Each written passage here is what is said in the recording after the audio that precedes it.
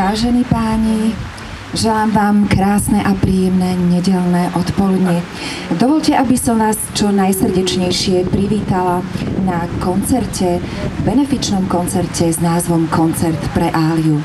Tento benefičný koncert organizuje občianske združenie Ália pre pomoc postihnutým občanom už 9. krát a je venovaný hlavne klientom Proália, ktorým vlastne Proália poskytuje sociálnu službu. Je venovaný teda nielen klientom, ale aj všetkým vám, tak neváhajte a príďte sem k nám, príďte nás podporiť. Ja by som v úvode chcela naozaj privítať aj kapelu, ktorá sa teda rozhodla tento benefičný koncert odohrať.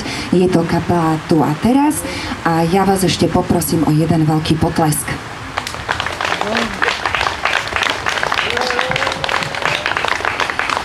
Ešte také dve technické poznámočky.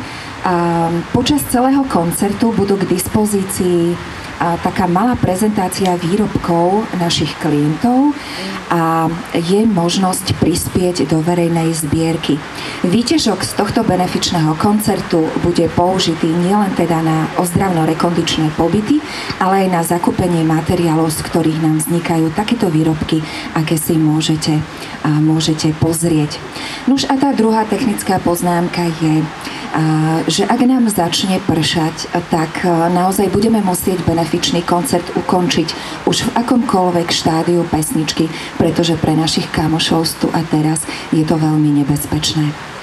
Tak ešte raz, vitajte a želám vám príjemnú a krásnu atmosféru.